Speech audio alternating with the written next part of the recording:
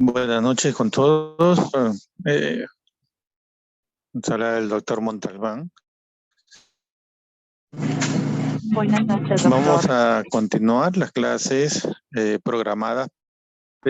Buenas noches. La clase que corresponde al día de hoy es reanimación cardiopulmonar, adultos básicamente, ¿sí? Y vamos a ir detallando algunas pautas con respecto a lo que es procesos en niños y en lactantes, ¿no? Básicamente, la reanimación cardiopulmonar, según lo que es la Asociación Americana del Corazón, en las últimas guías del año 2020, el proceso dentro de lo que es la reanimación cardiopulmonar, ya sea en adultos y en niños, estamos hablando de niños grandes, prácticamente es similar, ¿no? Hay cierta diferencia en lo que son los lactantes, más que todo por el proceso de la edad, el tamaño, y la fisiología que normalmente vamos a encontrarla ligeramente distinta.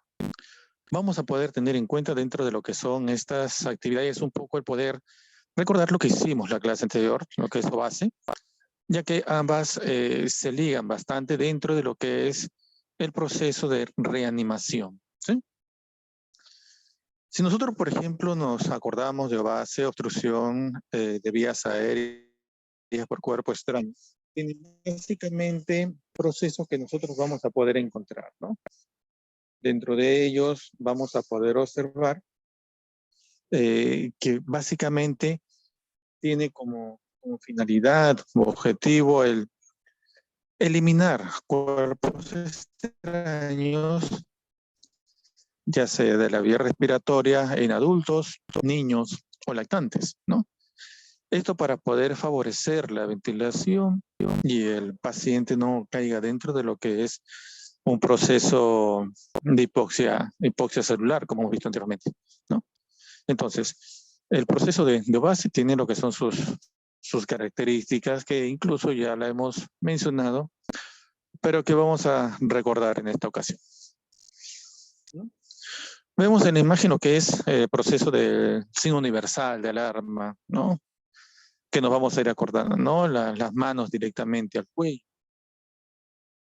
Importante distinguirlo de otras patologías, ya sean cardíacas, sean respiratorias, sean, por ejemplo, de alguna sobredosis de fármacos o usos inadecuados de fármacos, envenenamientos, ¿no? Que pueden llegar a producir insuficiencias o sensación de falta de aire o ahogo. Pero que, sin embargo, tiene bastante diferencia dentro de lo que es el proceso de un atragantamiento. Cada vez que nosotros, por ejemplo, atendamos a lo que es una víctima por atragantamiento, inmediatamente visualizar lo que es la zona en la cual ocurren los hechos, no solamente para base, sino también para lo que es reanimación cardiopulmonar. Vigilar el ambiente, si existe, por ejemplo, en caso de atragantamiento, alimentos, juguetes, ¿no? De repente cuerpos extraños, en caso de niños, ¿no? Entonces, una vez visto eso, observarlo y directamente tener en cuenta si estamos frente a un atragantamiento, determinar el signo de alarma, según sea el caso, ¿sí? El signo de alarma, el signo universal que ya conocemos, ¿no? Y de acuerdo a ello, realizar lo que es el procedimiento básico de la maniobra de Heimlich, ¿no? Tenemos que tener en cuenta básicamente que dentro de lo que son los procesos, signos de obstrucción de la vía aérea por cuerpo extraño, ¿no? Existen directamente lo que son acciones y formas de cómo desarrollar directamente. Dentro de ello, nosotros tenemos que observar directamente el comportamiento, si es niño, si es adulto o si es lactante. Si nosotros observamos directamente, por ejemplo, los lactantes no se llevan las manos al cuello, pero sin embargo sí nos vamos a dar cuenta, identificar de lo que es el proceso en la forma que el niño pueda comportarse conforme van avanzando los minutos. Normalmente un niño, perdón, un lactante, cuando empieza a producir lo que es el proceso de atragantamiento o sensación de falta de aire, ¿no? Empieza a ponerse rojo, Si es, por ejemplo, por la leche, como preguntaron en clases anteriores, normalmente es un proceso de atoro, ¿no? Y empieza a toser muchas de las veces, ¿no? Si fuese un proceso completo, una obstrucción completa, solamente extendería los brazos, las piernas, los agita, empieza a ponerse rojo, luego cianótico, coloración azulada a nivel de los labios, y se va avanzando a nivel de los dedos de las manos y los pies, ¿sí? Entonces, estamos frente a un proceso de obstrucción de vía aérea, ¿no? Obviamente que ahí tenemos lo que son maniobras para poder ayudar a poder eliminar lo que es este proceso de cuerpo extraño, ¿no? Sin embargo, en niños, por ejemplo, ya es distinto. Como vemos en la imagen, normalmente si es pequeño o una persona baja, nos arrodillamos, ¿sí? De tal manera que nosotros vamos a poder colocar al niño apoyado sobre la pierna, ¿sí? Sobre la pierna para poder tener más fijación y más equilibrio. Colocar lo que es las manos entrelazadas a nivel de lo que es la zona de la parte superior del abdomen, algunos los conocen como boca del estómago, otros epigastrio, ¿no? Y en forma de J, de adentro hacia arriba, ¿no? Realizar lo que son las compresiones. ¿Cuántas veces? Hasta que el cuerpo extraño sea eliminado, ¿no? Eso es lo que nosotros vimos en la clase anterior. Ahora, si fuese una persona adulta, obviamente que ya no nos arrodillamos, ¿no? Simplemente colocamos una pierna hacia adelante y una hacia atrás. Eso es para poder mantener nuestro equilibrio. Y que justamente la persona, al momento de realizar lo que son las compresiones, tenga mucho más apoyo, ¿no? Tenga mucho más apoyo. De igual manera, tantas compresiones sean necesarias hasta que pueda eliminar el cuerpo extraño. Sin embargo, tenemos que tener en cuenta algo. ¿Qué pasaría si en ese momento que estamos realizando lo que es el proceso de la maniobra de Heimlich, el paciente empieza a desvanecerse? Ya estamos entrando o ingresando a otro proceso, ¿no? Entonces, si empieza a desvanecerse, vamos a tener en cuenta tratar de ubicarlo, colocarlo suavemente sobre el suelo, sobre una superficie dura, para ya iniciar lo que es el proceso de las compresiones, ¿no? En ese caso ya pasamos a lo que son las compresiones directamente. Uno, nos va a favorecer lo que es el proceso de la desobstrucción, si aún persiste lo que es el cuerpo extraño. Por otro lado, si ingresa un proceso de paro cardíaco, vamos a poder desarrollar lo que es el proceso del manejo del masajeo cardíaco. Y si al controlar la respiración vemos que no hay ventilación, no hay respiración presente, iniciamos con lo que es el proceso de la ventilación, ¿no? 2 ventilaciones y 30 compresiones que vamos a ver más adelante.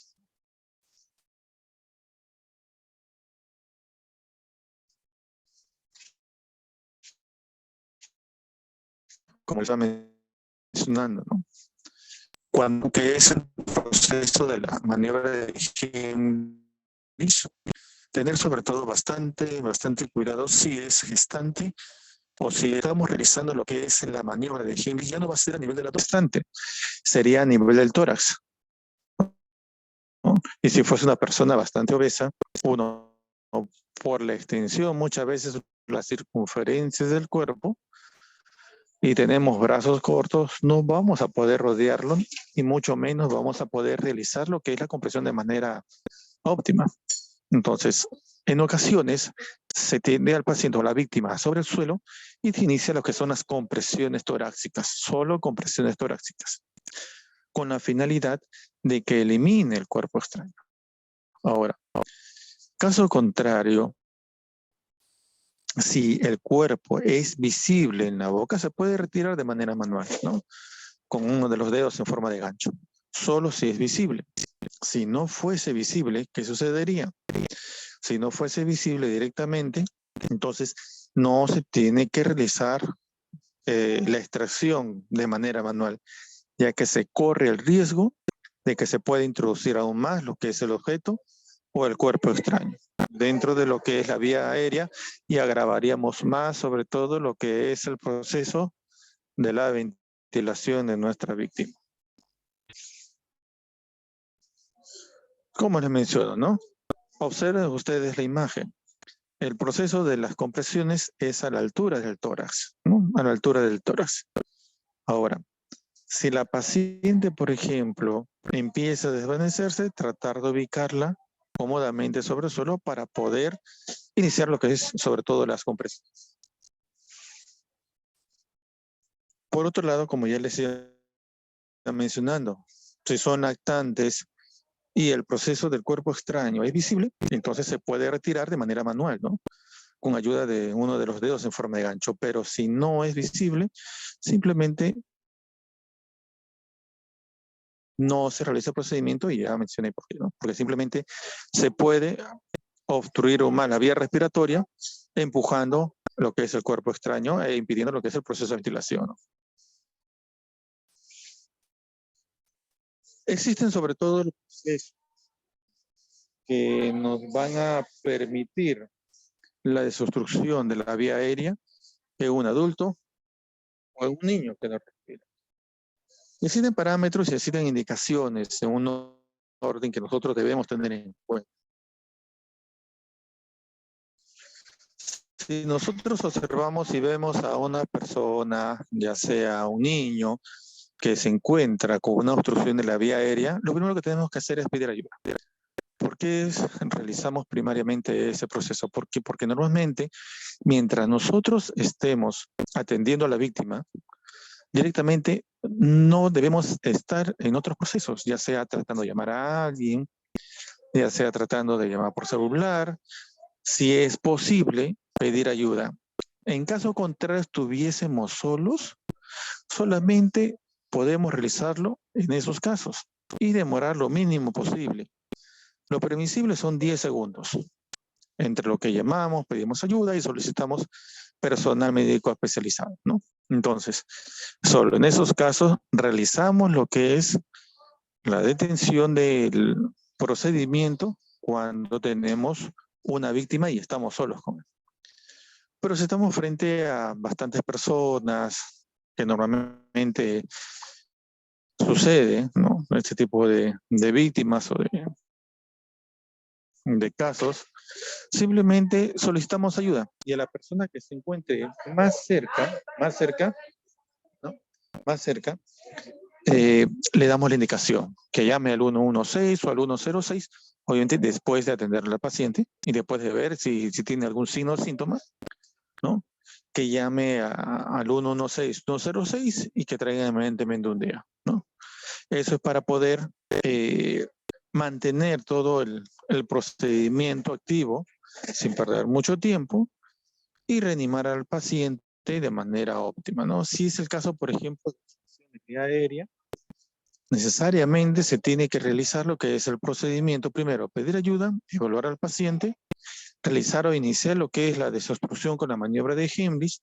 Si empieza a desvanecerse, ubicarlo, colocarla sobre el suelo, ¿no? Siempre y cuando empieza a perder el conocimiento. Si es así, verificamos pulso, verificamos respiración y a las personas que ya hemos pedido ayuda, indicarles, ¿no? Que llamen al 116, 106 o 105, que es la policía, y que traigan un DEA, que hay un paciente de tantos años de edad, que se ha desmayado, estuvo con una obstrucción, no tiene pulso, no tiene frecuencia cardíaca, ¿no?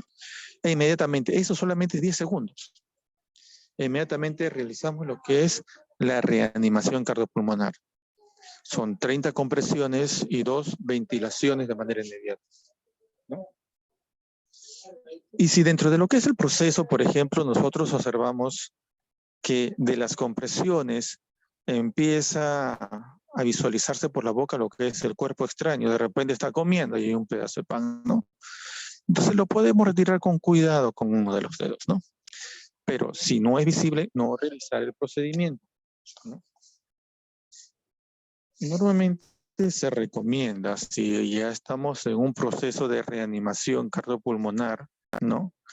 Donde estamos realizando 30 compresiones y 2 ventilaciones, después de 5 ciclos, ¿sí? 5 ciclos o 2 minutos directamente o 2 minutos de haber realizado el procedimiento, si respira, si tiene pulso a nivel de la arteria carótida. Si no tiene ninguno de los dos, continuamos con lo que es el proceso de la reanimación. Dentro de lo que es el proceso de la desobstrucción, tenemos que tener en cuenta diferentes pautas. Entonces, en ese caso, ¿qué es lo que activamos? Activamos lo que es la cadena de vida, ¿no? En la cual directamente, ¿qué es lo que vamos a observar? En primera instancia, la activación de la respuesta de emergencia, ¿no? Eso corresponde a hacer primero lo que es la llamada que se realiza, ¿no? Si nosotros estamos en un ambiente, estamos en un lugar en el cual solicitamos apoyo, solicitamos ayuda, evaluamos al paciente, no tiene pulso, no tiene respiración, activamos la respuesta de emergencia. Y como ya le mencioné, ¿no? Que llamen al 116, 106, paciente 35 años de edad, por ejemplo, no respira, no tiene pulso, y que traigan un DEA. Como saben ustedes, un desfibrilador automático de emergencia, el cual nos va a ayudar en lo que es el proceso de la reanimación. Siguiente paso tenemos lo que es RCP de alta calidad. Empezamos con lo que son las compresiones, solamente compresiones, ¿sí? Antiguamente, hasta antes de 2015, se iniciaba con ventilaciones, 2 ventilaciones, 30 compresiones. Sin embargo, después de 2015, el proceso de la atención ha cambiado, ¿no? Hasta las últimas guías del 2020, el cual ya se ve caso.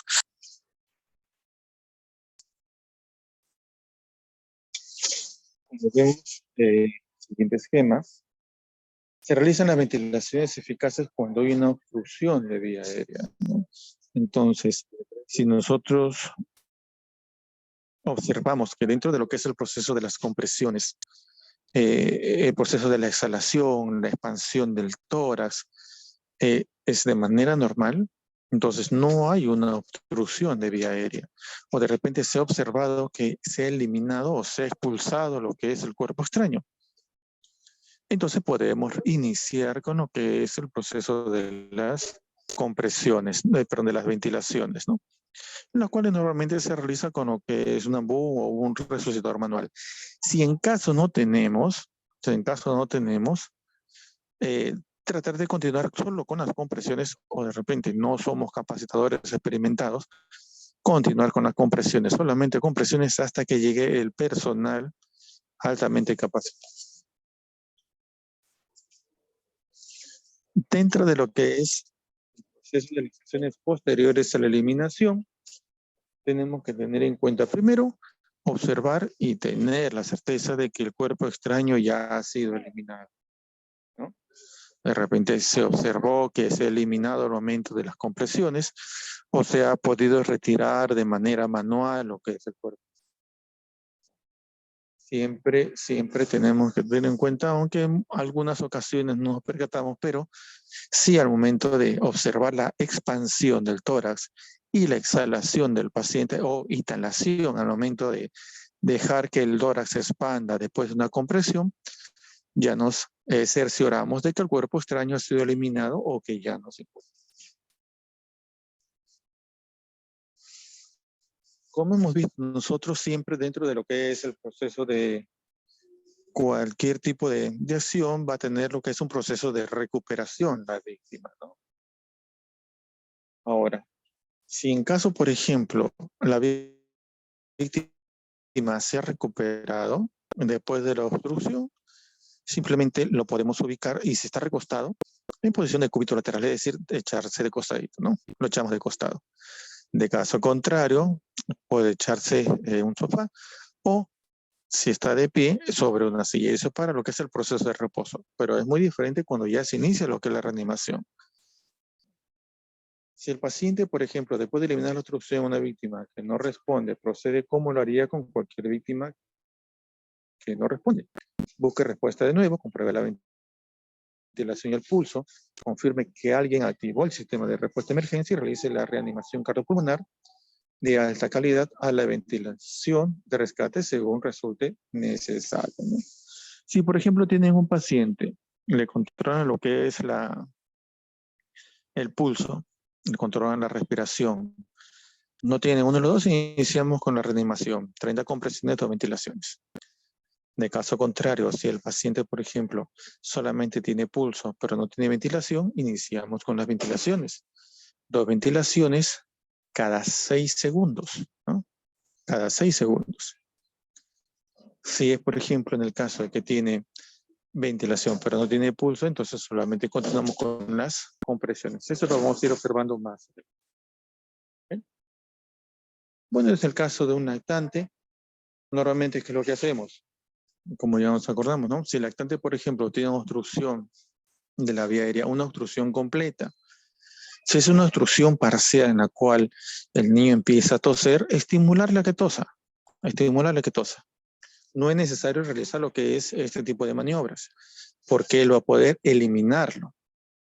Pero si observamos que el paciente no tiene la expansión del tórax, empieza a ponerse cianótico o piel azulada a nivel de los labios, las manos y los dedos de los pies, podemos iniciar lo que es ese tipo de maniobras, ¿no?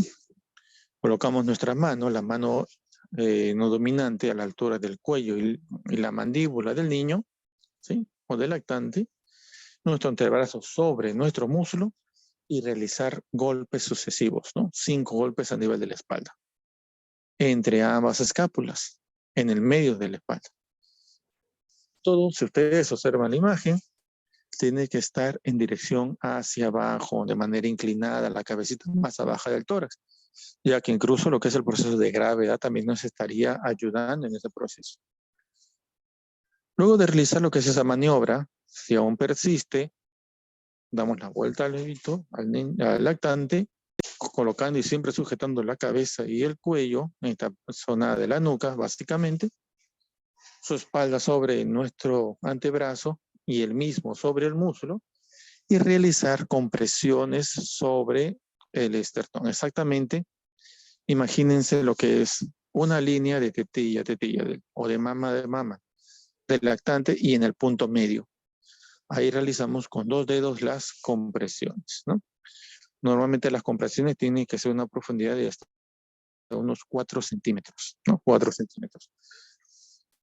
Si después de 4 sesiones o 2 minutos no se ha podido eliminar el cuerpo extraño, después de la evaluación, continuar realizándolo hasta que sea eliminado, ¿sí? Importante, si está visible, eliminarlo. Si no está visible, no tratar de sacar el cuerpo extraño, ya que lo podemos introducir aún más.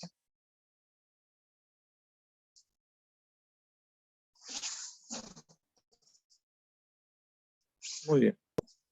Vamos a pasar a lo que es el soporte vital básico de vida, ¿sí? Eso es lo que nosotros, bueno, vamos a hacer parte de la clase del día de hoy. ¿Okay? Dentro de lo que es el soporte vital básico de vida, ¿no? O BLS en siglas en inglés, Basic Life Support, ¿no? Tenemos entonces nosotros que darnos cuenta que en estos casos ya el paciente ha perdido lo que es pulso, respiración, ¿no? Y se puede suscitar en cualquier momento, ya sea en el domicilio, sea en el trabajo, sea en la calle, muchas veces. Y lo más importante en lo que son estas acciones es directamente realizarlo todo lo más pronto posible. Dentro de lo que son los aspectos necesarios, lo más importante es evaluar, detectar y tomar acciones, ¿no? Y como todo, siempre tenemos que pedir ayuda, porque solo no vamos a poder hacer mucho. Pero si son más, incluso vamos a poder reanimar lo que es a esta persona directamente y con mayor rapidez, ¿no? Muchas veces vamos a poder observar incluso que existen personas que sí tienen conocimiento de una reanimación, hay personas que tienen de manera parcial un conocimiento de la reanimación, y hay otros que directamente vamos a poder saber que no desconocen completamente.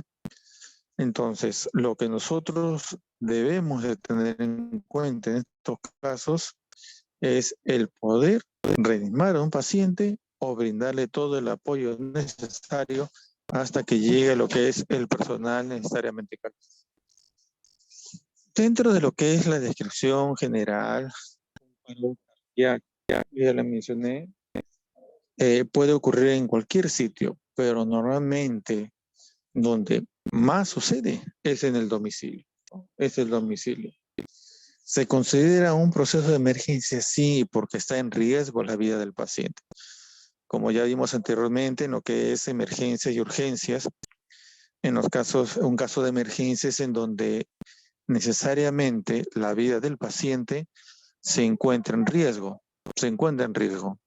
Por otro lado, en caso de urgencia, simplemente el paciente tiene lo que es atención, requiere atención inmediata, pero no está en riesgo su vida. Entonces, en este caso, un paro cardiorrespiratorio, la víctima sí se mantiene en lo que es una actitud de riesgo y por lo tanto es un caso de emergencia. Caso de emergencia. Ahora, tenemos que tener en cuenta nosotros directamente en dónde se ha suscitado, ¿no? Si es un adulto, si es un niño, si es un lactante, ¿no? Entonces, los procedimientos muchas veces van a variar entre lactante y adulto o niño. Entonces, debemos de conocer los procedimientos para poder atenderlo y evitar lo que son lesiones posteriores, no de repente a nosotros, sino a nuestra víctima. Existen elementos que tenemos que tener en cuenta dentro de lo que es la cadena de vida, ¿no? De lo que nosotros siempre vamos a tener en cuenta. Primero es la prevención y la preparación. Por ejemplo, si es un ambiente hospitalario, tratar de mantener lo que es los medicamentos, los materiales, ¿no? Al alcance de la mano para una emergencia. Si es, por ejemplo, en niños, un centro hospitalario, tener el proceso de prevención. ¿Cómo? Por ejemplo, si es un lactante, evitándole dar objetos que sean muy pequeños y que por un atragantamiento o una obstrucción de cuerpo de vías aéreas que sea completo, puede presentar lo que es un paro cardíaco. De repente, el uso de algunos medicamentos o fármacos, si tiene o tiene antecedente de alguna enfermedad cardíaca, pulmonar, ¿no? Entonces, tener en cuenta el proceso de prevención. La activación de la respuesta de emergencia va a depender bastante de si estamos solos o estamos acompañados. Lo primero es verificar la escena, dónde nos encontramos, cuántas víctimas son, qué edad tienen, ver el pulso, ver la frecuencia respiratoria y de acuerdo a ello nosotros vamos a poder indicar a quien nos pueda apoyar, ¿no? Para que llame al 116, 106 y solicitar un DEA paciente de tanta edad, no tiene pulso, no tiene respiración y que vengan inmediatamente a poder auxiliar, ¿no? Ahí ya le van a pedir al operador otros datos más, como es la dirección, cuántas víctimas hay, qué es lo que ha sucedido y muchas otras cosas más, pero eso ya es la persona que va a llamar. Mientras tanto, el que realiza lo que es el procedimiento o la acción o la reanimación inicia inmediatamente. Todo ese proceso, hasta acá, solamente son 10 segundos. Y se inicia lo que es la RCP de calidad, incluida la desfibrilación temprana. Siempre y cuando ya se encuentre lo que es el personal, ¿no? Especializado o de alto rendimiento que viene a realizar lo que son las maniobras, ¿no? Porque ellos son los que van a traer el desfibrilador, que es el DEA. La reanimación avanzada ya viene a ser el uso no solamente del RCP básico, que son las compresiones, sino también el uso de fármacos y medicamentos. Eso ya es el avanzado, ¿no? Que utilizan de manera endovenosa para poder ayudar a la reanimación cuando el soporte básico no es suficiente.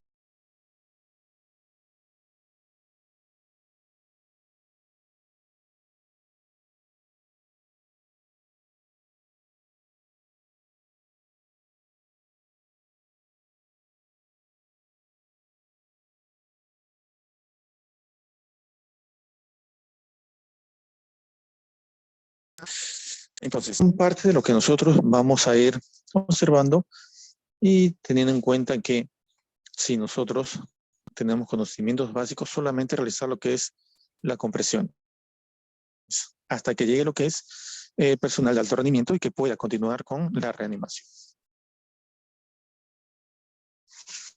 Esta viene a ser la cadena de supervivencia intrahospitalaria para pacientes adultos, ¿no? Existen cadenas que son para pediatría, para adultos, intrahospitalaria, extrahospitalaria. El día de hoy solamente vamos a ver lo que es el proceso para adultos, la premura del tiempo. Tenemos entonces reconocimiento y prevención temprana, ¿no? Es importante que nosotros aprendamos a poder reconocer cuando una persona presenta un paro cardiorrespiratorio. De repente por ahí encontramos un paro cardíaco, nada más, solo un paro cardíaco. ¿Cómo lo reconocemos? Observamos paciente adulto mayor o adulto maduro, 45, 50 años, 55 años, ¿no? Que se sujeta del brazo, manifiesto dolor en el pecho, manifiesto dolor a nivel del hombro, del lado izquierdo, manifiesto dolor a nivel de la nuca, ¿no? Y que empieza a desvanecerse, ¿no? Inmediatamente lo ubicamos en una posición cómoda y si presenta el paro cardíaco, inmediatamente activar lo que es el sistema médico de emergencia, ¿no? Por otro lado, una vez que se ha realizado lo que se ha activado el sistema de respuesta de emergencia, ¿no? Indicándole a la persona que va a llamar que le indique que lo que tiene el paciente tiene un paro cardíaco, no hay pulso, no hay respiración y que traiga un DEA, ¿no? Se inicia lo que es la reanimación con las compresiones. Si la persona no es capacitada, solamente iniciar con las compresiones y realizar solo compresiones. Si ya es una persona con entrenamiento de alto rendimiento, ya puede realizar compresiones y ventilaciones hasta que llegue el DEA. En la desfibrilación, ¿qué es lo que nosotros tenemos que poder tener en cuenta?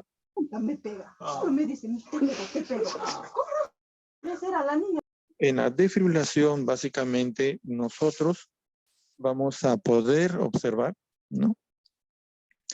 Que es necesario muchas veces el choque eléctrico en algunas situaciones, ¿no? Pero eso ya es para un proceso de personal de alto rendimiento donde ya es capacitado y son los que van a traer dentro ya sea de la ambulancia o del SAMU el equipo para poder continuar con la reanimación. Por otro lado, tenemos que tener los cuidados postparocardíacos, ¿no? O cardiorrespiratorios, en la cual ya sea muchas veces en domicilio o en el mismo hospital, según la situación, el proceso de recuperación del paciente, ¿no? Recuperación del paciente. Monitoreo continuo. ¿A qué me refiero monitoreo? Controlar las funciones, los signos vitales, ¿no? Frecuencia cardíaca, respiratoria, presión arterial, incluso temperatura. Y en caso de alguna alteración, brindarle los cuidados del caso. Y por último, lo que es el proceso de recuperación, ¿no? Ya sea de la víctima en este caso. Perdón.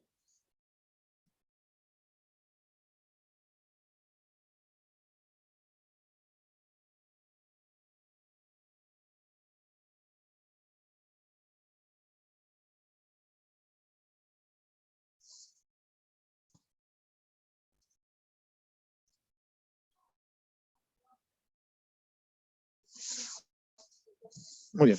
En el caso de lo que es, un proceso extrahospitalario, ¿no? O sea, fuera del hospital, no dentro, como les he mencionado, es similar. ¿Cuál es la diferencia? En que normalmente cuando es intrahospitalario se activa lo que se llama una alerta roja. Ya sea muchos tienen una alarma o llaman directamente a emergencia para que pueda ir al servicio el personal capacitado para poder iniciar el proceso de reanimación. En el caso extrahospitalario, que normalmente en nuestro caso puede ser que se encuentre una víctima, ya sea en la calle, en el trabajo, en el domicilio, donde mayormente ocurre, y verificamos que la víctima tiene un paro cardiorrespiratorio, lo primero que hacemos es llamar. Si estamos solos, llamar. Indicar lo que ha sucedido, que traigan un día, la dirección y otros datos más. Pero solamente es 10 segundos después de que nosotros hemos detectado que no tiene pulso y no tiene respiración en su paciente. Iniciar las reanimaciones y una vez que llega lo que es el equipo de alto rendimiento, ya continúan ellos incluso con la desfibrilación, trasladar lo que es una atención especializada, donde realizarán el monitoreo y posterior lo que es la recuperación. ¿Sí? Cabe recalcar que nosotros, dentro de lo que es el proceso de la reanimación, solo tenemos 4 minutos. Solamente tenemos 4 minutos para lo que es el proceso de reanimación. Miren usted, doctor, pero si pasan 10, 15, ¿lo puedo reanimar? Sí, ustedes lo pueden reanimar incluso hasta 30 minutos, pero mientras más tiempo pase, más daño neurológico va a haber, ¿no? Puede causar daños neurológicos después de los primeros 4 minutos, ¿no? ¿Por qué? Porque simplemente el oxígeno no está llegando a los tejidos, no está llegando a los órganos. Entonces, el proceso es por tiempo, como les mencioné, mientras más rápido podamos sacar a nuestro paciente de lo que es el proceso del paro, mucho mejor todavía. Por eso también la premura, 10 segundos, solamente 10 segundos, para poder realizar toda o brindar toda la información si estamos solos e iniciar inmediatamente lo que es el proceso de reanimación. Tener en cuenta que nosotros tenemos 2 tipos de muerte. Uno que es clínica y una muerte que es biológica, ¿no? La clínica básicamente corresponde a ser el cese de las funciones, básicamente, ¿no? No hay frecuencia cardíaca, no hay frecuencia respiratoria, ¿no? Por otro lado, tenemos que observar también que la muerte biológica ya viene a ser el cese, no solamente de las funciones, sino también el deterioro a nivel celular. Entonces, ahí tenemos nosotros lo que es los 2 tipos, la clínica y la biológica. Tenemos que tener en cuenta nosotros medidas extrahospitalarias, ¿no? Y como primer paso, como ya le mencioné, primero, si encontramos a una víctima, pedir ayuda inmediatamente, ¿no? A los que se encuentren cerca, como ustedes observan en la imagen. Y solicitar a esta persona que directamente active el sistema de emergencia. Sistema de emergencia. Que llame al 116 o 106 y que solicite un día. Obviamente que le van a pedir otros datos como cuántas víctimas son, dónde es, ¿no? Para que inmediatamente puedan llegar. Eso es solamente 10 segundos. Mientras tanto, la persona que va a atender inicia las reanimaciones. Ojo, que tenemos que nosotros primero siempre verificar lo que es la escena. ¿En dónde nos encontramos? En la calle, en la casa, en el trabajo. De acuerdo a ello, si es una zona, por ejemplo, de incendio, de derrumbe, lo podemos ubicar o tratar de trasladarlo a un sitio seguro. Luego de eso, controlar el pulso, controlar la respiración. Luego de pedir ayuda, si es que no tienen uno de los dos, se activa el sistema de emergencia. El sistema de emergencia. Si es a nivel intrahospitalario, como les menciono, muchas veces dentro del hospital existe lo que es un botón de alarma. No desactiva lo que es la alerta, ¿no? Y tratando de llamar exactamente al personal encargado de emergencia de las salas, ¿no? O simplemente se llama por vía telefónica, ¿no? Tratando de informar que hay un paro cardíaco, que se inició lo que es la reanimación y que lleguen al servicio con un desfibrilador, ¿no? Inmediatamente. Si fuese otra persona sería mucho mejor, ya que la persona que va a rescatar a esta víctima inicie lo más pronto posible lo que es las compresiones cardíacas.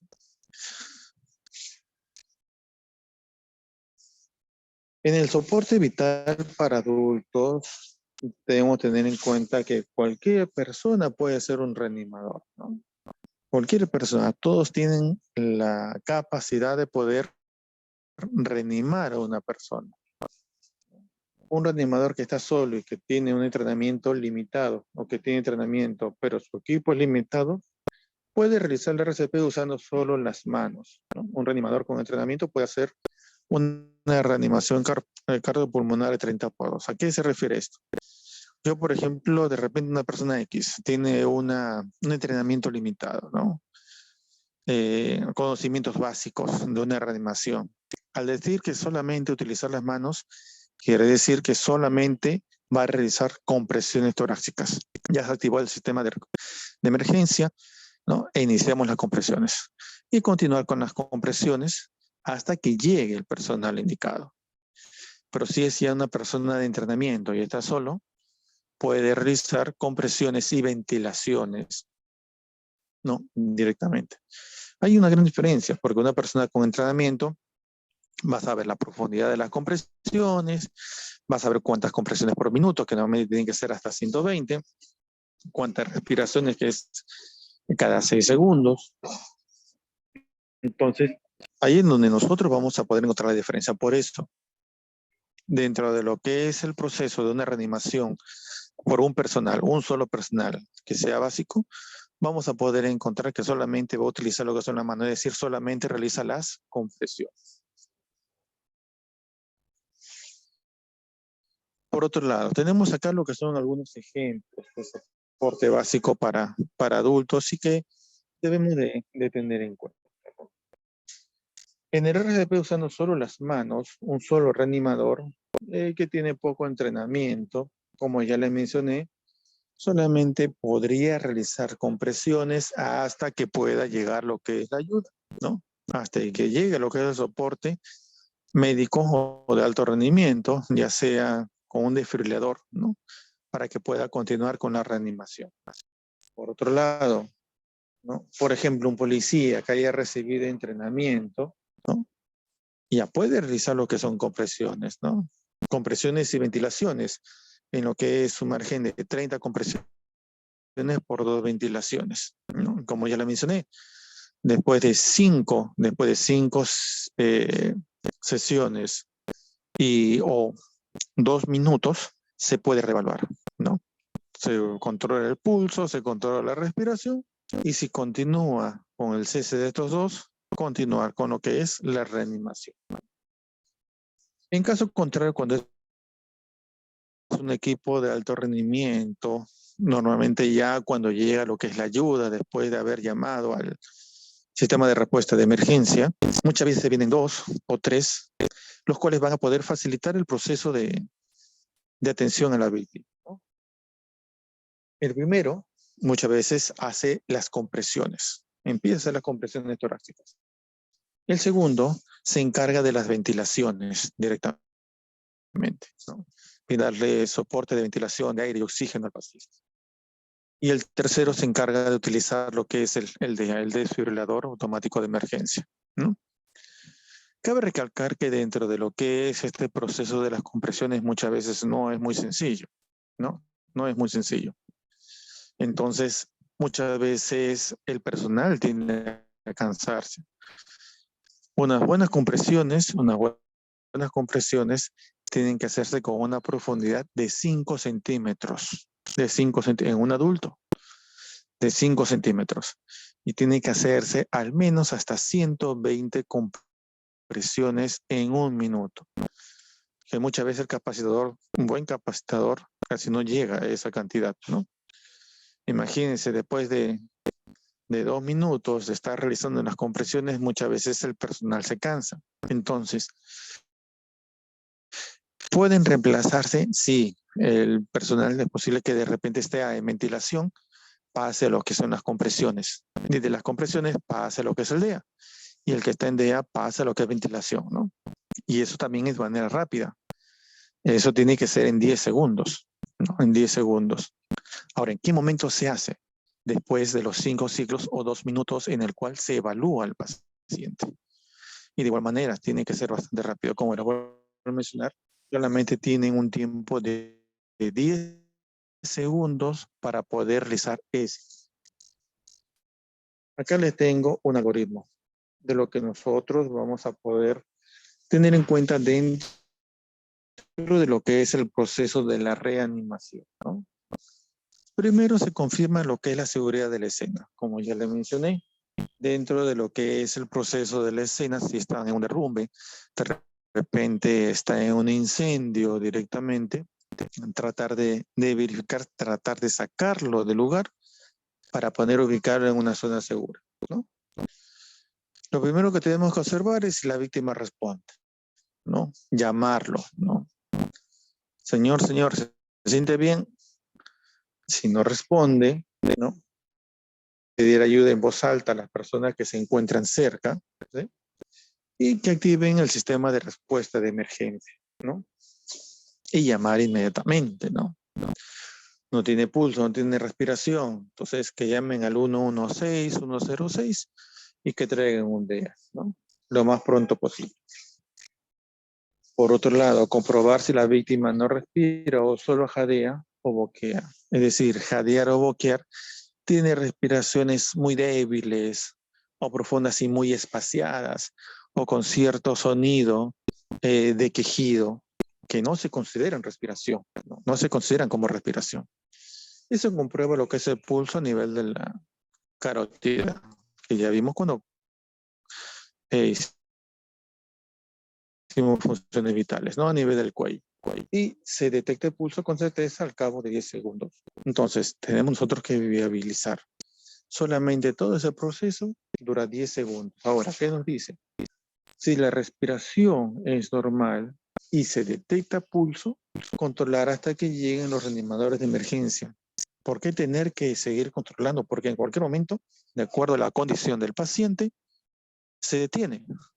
Y si no seguimos controlando hasta que llegue el personal de emergencia, el paciente puede morir si no nos damos cuenta. Por eso controlarlo seguidamente, ¿no? Ahora, si en caso la respiración es normal y se detecta pulso, ¿qué hacemos? Se realizan las ventilaciones de rescate. Realizar una ventilación cada 6 segundos como mínimo, ¿sí? O 10 ventilaciones por minuto, ¿sí? O 10 ventilaciones por minuto. Comprobar el pulso cada 2 minutos, como le mencionaba. Y si no hay pulso, se inicia lo que es el RCP. Si se sospecha del consumo de opiáceos, ¿no? Medicamentos o fármacos que muchas veces provocan lo que son cierta alteración en el paciente, depresión respiratoria, uno de ellos, el antídoto es la naloxona, ¿no? Que se administra por dosis, ¿no? Y solamente lo hace el personal de alto rendimiento, ¿no? Si no hay respiración o solo hay jadeos o boqueos, lo que le mencioné que no se considera como respiración y no se detecta pulso, perdón, disculpen.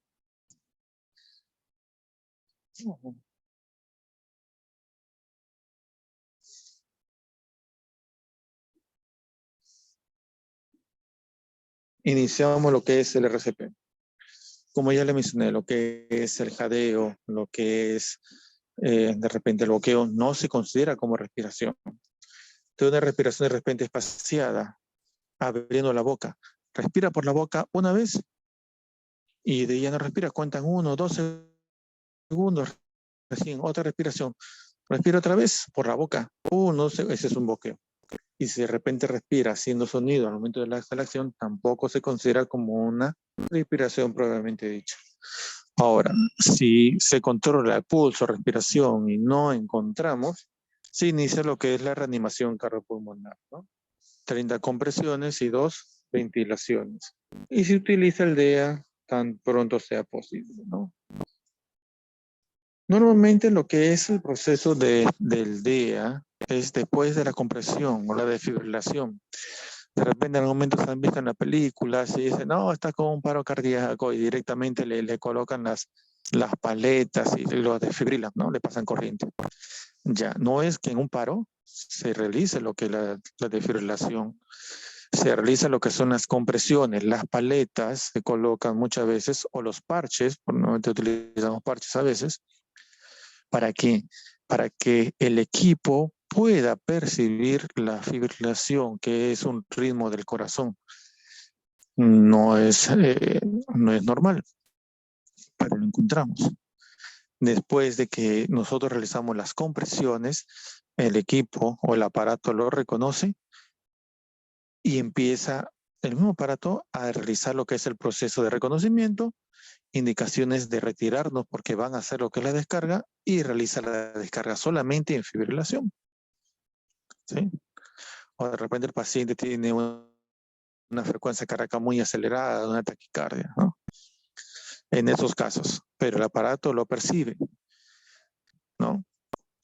Como les vuelvo a repetir, se han visto en las películas, no hay una línea que está parado el corazón y le pasan corriente, no, eso no es así, es falso. El paciente tiene que tener un tipo de ritmo cardíaco para recién producir lo que es la descarga, no cuando está en un paro. ¿Okay?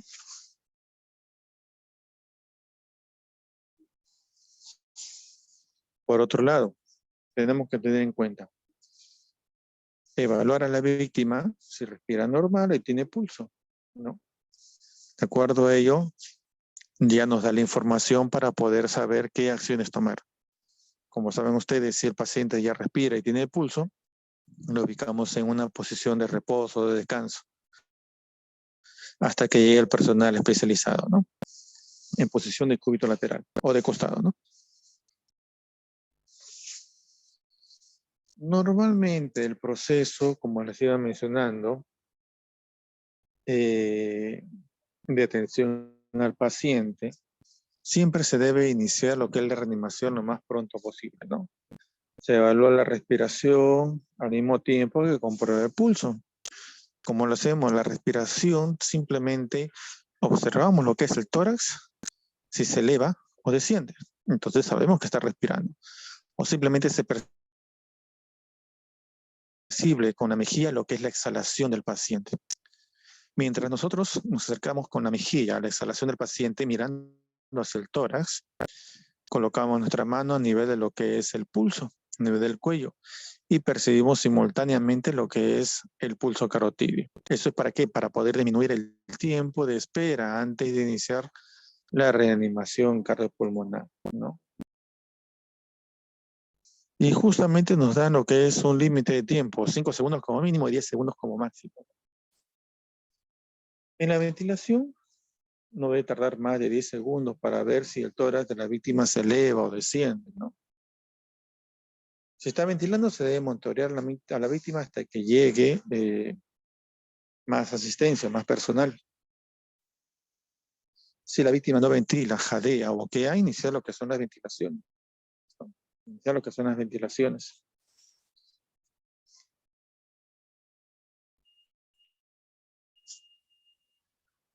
Tenemos que tener lo que es algo fundamental en lo que son las respiraciones agónicas. Puede presentarse en los primeros minutos posteriores a un paro cardíaco súbito. No son una forma normal de respiración, como ya le mencioné en un inicio. El jadeo o el boqueo no es una respiración normal. Entonces, basta que tengamos eso para que sea un signo de paro cardíaco, ¿no? Paro cardíaco. Inmediatamente iniciar con lo que es el proceso de reanimación.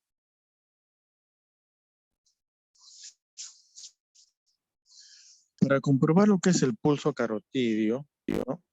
Lo cual nosotros tenemos que evaluar en un máximo de 10 segundos, se inicia lo que son las reanimaciones directamente, con las compresiones torácicas, ¿no?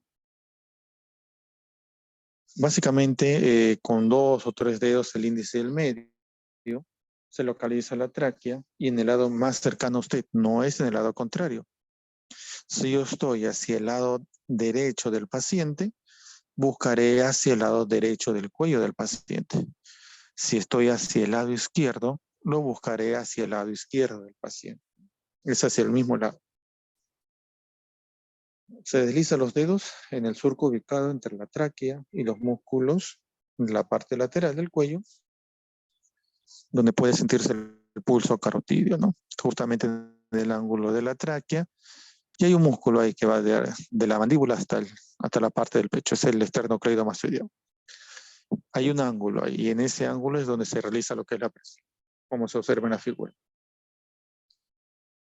Y se tiene que utilizar un mínimo de 5 segundos hasta un máximo de 10 para poder sentir el pulso. Si no encontramos inmediatamente las compresiones torácicas, ¿no? Esto lo vamos a ver la técnica en un pequeño video que les tengo preparados para que puedan ir viendo paso a paso lo que es el proceso de la reanimación. Tener en cuenta siempre lo siguiente, ¿no? Se tiene que colocar el talón de la mano. No se coloca la palma y los dedos, solamente el talón sobre la mitad inferior del esternón, lo que ustedes observan en imagen de rojo. Esa es una forma de poder guiarnos, o la otra es de mama o tetilla a tetilla, una línea, trazarle de manera imaginaria, y en el punto medio colocamos lo que es también el talón de la mano. ¿Qué pasaría, por ejemplo, si nosotros colocamos todo nuestro peso con el talón, la palma y los dedos? Podemos provocar fracturas, y eso es lo que tenemos que evitar, más complicaciones del paciente. Y como ven en la segunda imagen, formando lo que es un ángulo de 90 grados, con los brazos completamente extendidos, sin doblarlos y con el peso del cuerpo, realizar lo que es el proceso de las compresiones.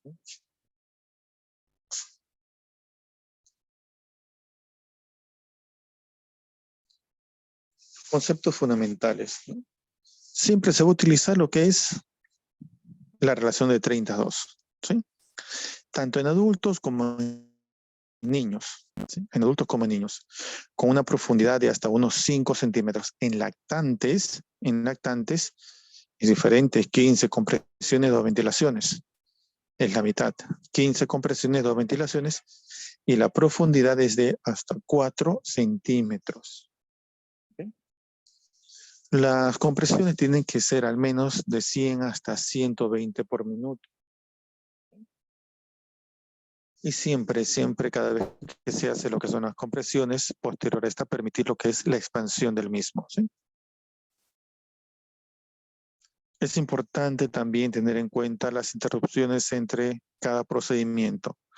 Si yo requiero evaluar o reevaluar al paciente, solamente utilizo 10 segundos después de 5 ciclos o 2 minutos, nada más. ¿Sí? Si aún no tengo lo que es pulso y no tengo respiración, volver a realizar el proceso de las compresiones.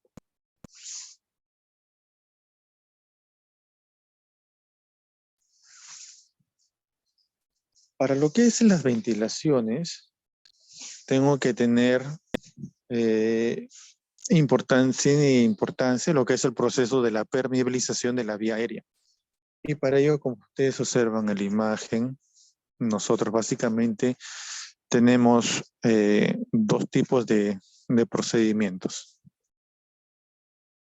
Uno de ellos es la maniobra frente a mentón, como observan directamente dentro de lo que es la imagen, sujetando con una mano lo que es la frente y con los dedos levantando lo que es el mentón del paciente. Esto permeabiliza lo que es la vía aérea. Ustedes se dan cuenta, todo lo que es parte de la ventilación lo hace más recta, más derecha, permitiendo que la ventilación se haga con más facilidad. ¿Okay? Otra de las maniobras, ¿sí?, que muchas veces se hace a nivel de la tracción mandibular.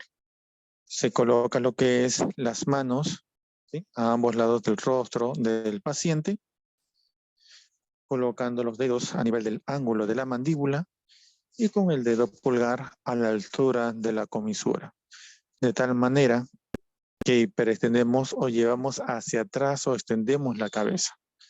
Este tipo de maniobra nos va a ayudar a poder evitar lesiones a nivel de lo que es la columna cervical, si es que ya tiene antecedentes, por ejemplo, de algún tipo de trauma, ¿no?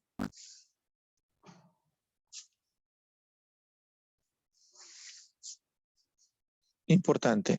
La ventilación normalmente, cada ventilación debe durar 1 segundo, ¿sí? 1 segundo. O sea, yo le brindo lo que es una ventilación y solamente un segundo. ¿Sí? Cada vez que yo realizo la ventilación, tengo que ir observando que se eleva el tórax. En algunas ocasiones se eleva el abdomen y por más que acomodan lo que es el equipo, se sigue elevando el abdomen. Eso nos puede dar el signo de que hay una obstrucción de la vía aérea y tenemos que eliminar esa obstrucción y ahí iniciamos lo que son las compresiones. Después de lo que es una evaluación, reanudamos todo el procedimiento después de 10 segundos, nada más. Después de Doctor, 10 buenas segundos. noches. Buenas noches. Doctor, disculpe, soy la alumna Yólida. Doctor, no sé si me puede dar permiso de retirarme de su clase. Lo que pasa es que estoy días con gripe, con resfrío, y estoy un poco con fiebre, no sé, pero me duele horrible la cabeza y no me siento capaz de continuar, doctor. Si podría ser amable de, por No, esta no, vez, no se preocupe. exonerarme. Oye, Ya, ok, no, no se gracias, doctor. preocupe. Me manda un Gracias, mensaje por doctor. interno. Gracias. Ok, gracias.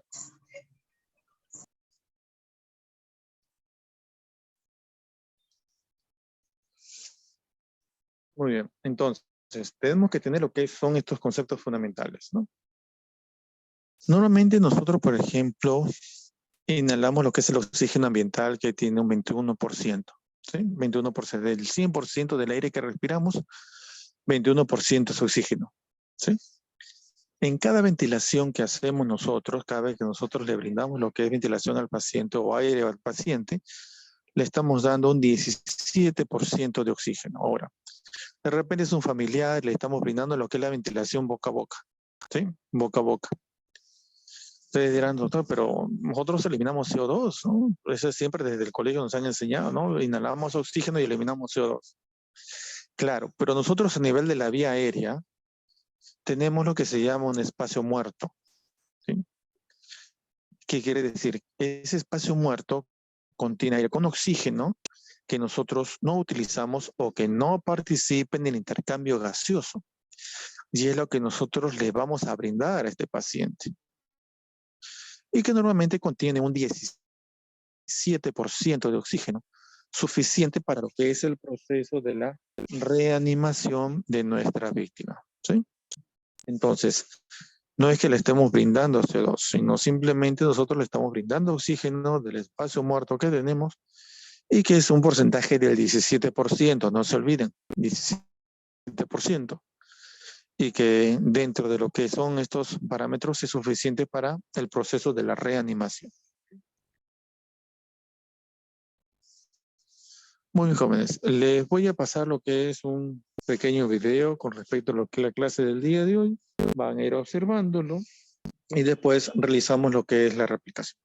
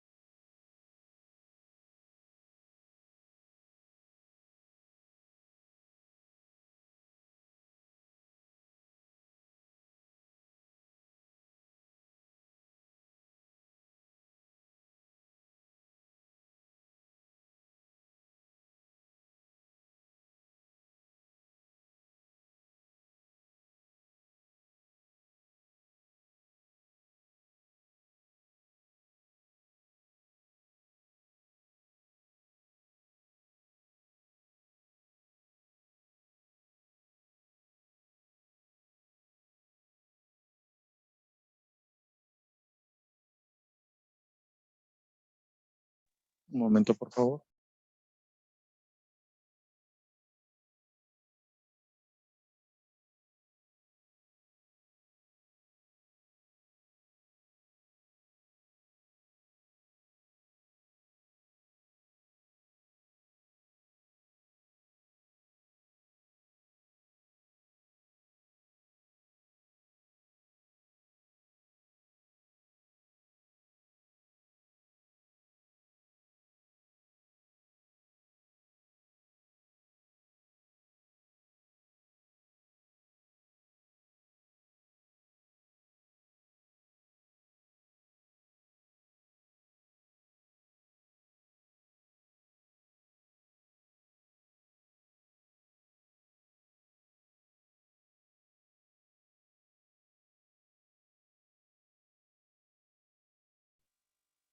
Por favor, me informan si se escucha bien el video.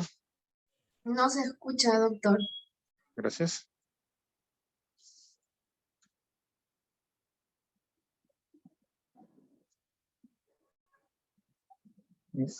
¿Se escucha el video, chicas? No, doctor, sigue igual.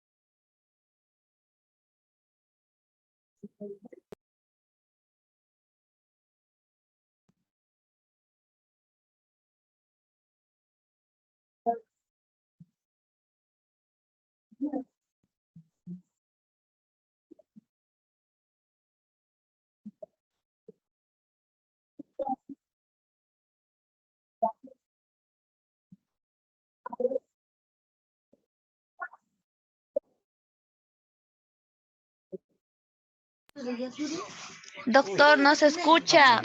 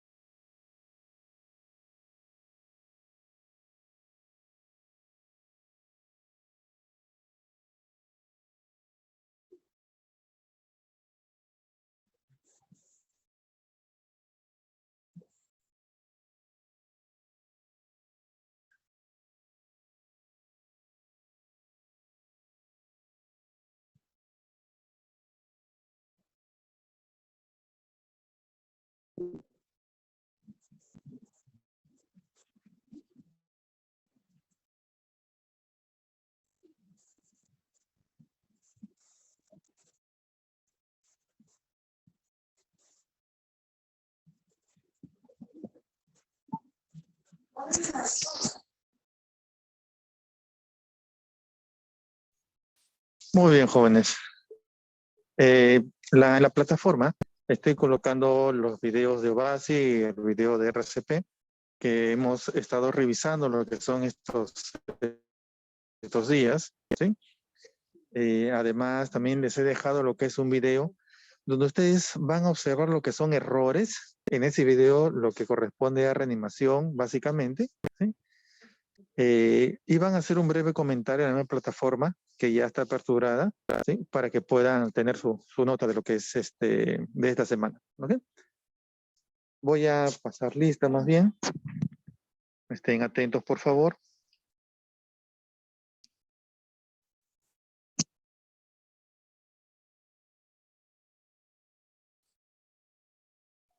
Darwin Álvarez, ¿está? Darwin.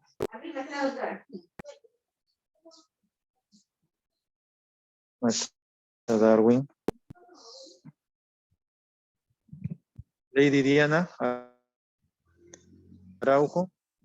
Presente, doctor. Lady Diana. Presente. Okay. Arroyo Infantes. Arroyo.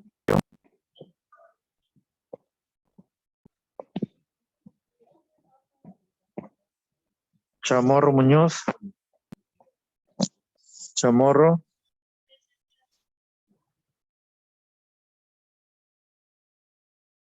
Chávez Rodríguez. Presente, doctor. Chávez. Okay. Presente, doctor. Muy bien, Chávez. Cineros Guamaní. Cineros.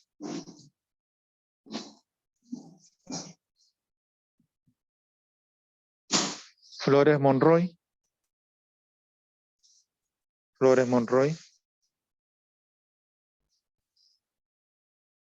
Mestanza Bulla. Presente, doctor. Muy bien, Mestanza. Moreno Vázquez. Presente, doctor. Okay. Pereira Laos. Pereira. Vargas Espinosa. Vargas.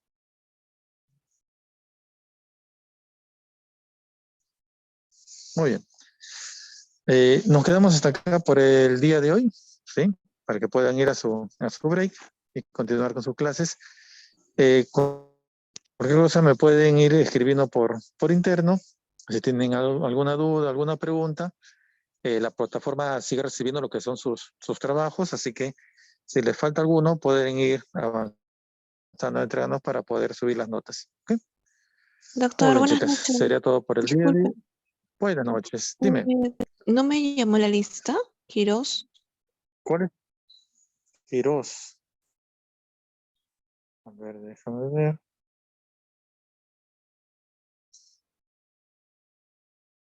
Vargas, Pereira, Moreno, Mestanza, Flores, Cisnero, Chávez, Chamorro, Rollo, Araujo, Álvarez.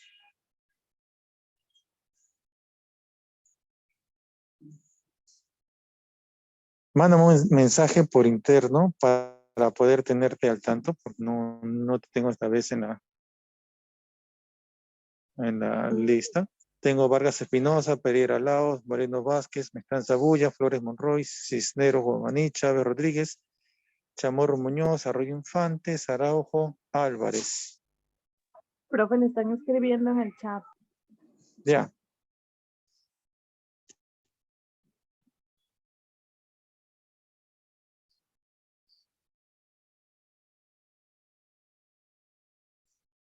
Ya, me envías nada más tu nombre por el chat para poder considerarte dentro de lo que es la lista.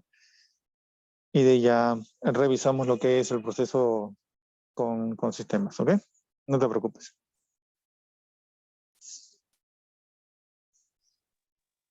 Ya, doctor, gracias. Ok. Muy bien, chicos. Entonces, si no hay más preguntas, todo sería por el día de hoy. Cuídense, abríguense, que hace bastante frío. Sigan utilizando su doble mascarilla, que todavía estamos en proceso de COVID que está aumentando. Acá que estamos todavía en el hospital, el 2 de mayo sigue aumentando lo que es el proceso de COVID. Y también tenemos encima la viruela del mono que ha aumentado hasta el último informe, 29 casos. Así que cuídense bastante. Nos vemos en la próxima clase. Cualquier cosa, estamos comunicándonos por internet. Gracias, doctor. Cuídese. Cuídese también.